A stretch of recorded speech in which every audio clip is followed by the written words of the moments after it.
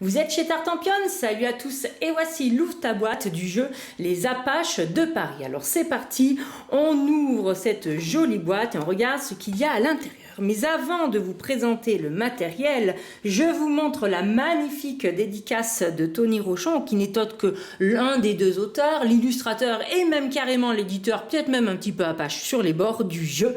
Et voilà ce que vous pourrez avoir par exemple, mais elle sera certainement personnalisée si vous avez la chance de le croiser lors d'un festival. Donc ça met quand même bien la boîte en valeur. Mais il n'y a pas que ça dans les Apaches de Paris. Revenons tout de suite au matériel. On tombe sur le petit journal qui n'est autre que les règles illustrées.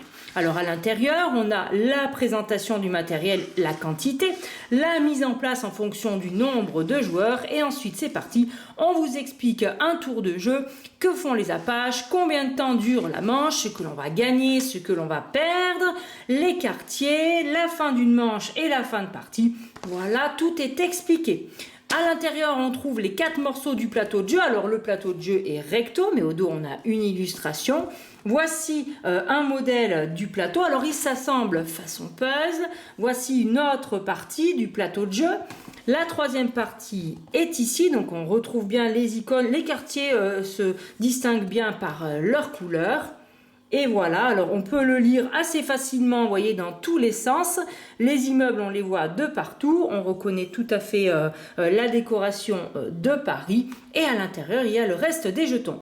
Dans la boîte, vous retrouverez également 4 planches de carton très épais à dépuncher. Chaque joueur en début de partie recevra un porte-monnaie avec les différents gangs. Donc on aura les tatoués d'Ivry, les montes en l'air des Batignolles, on aura aussi les mohicans de Montpart et les costauds de la Villette. Au dos de ces portefeuilles et derrière lesquels vous cacherez votre argent, vous avez une petite tête de jeu qui rappelle les différentes actions en fonction des quartiers.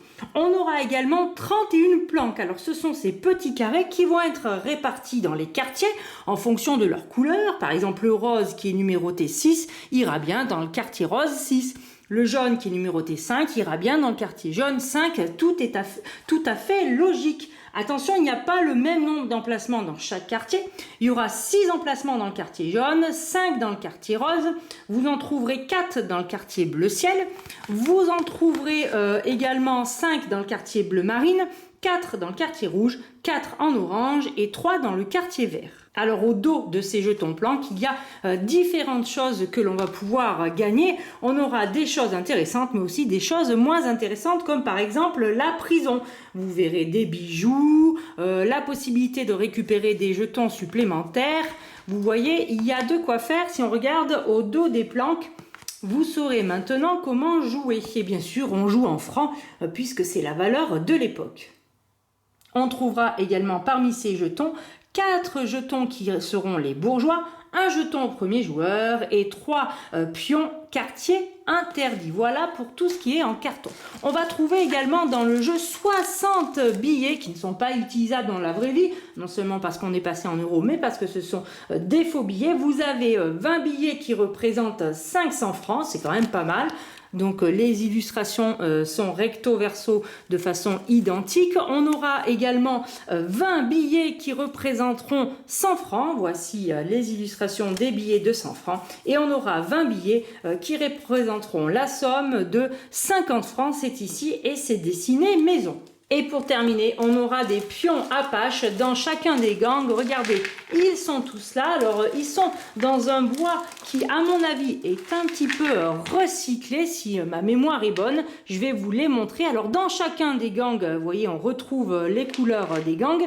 Eh bien, on a à chaque fois 7 meneurs et 3 novices. Alors, les meneurs sont les plus grands et les novices sont les plus petits. Il y a une différence de taille.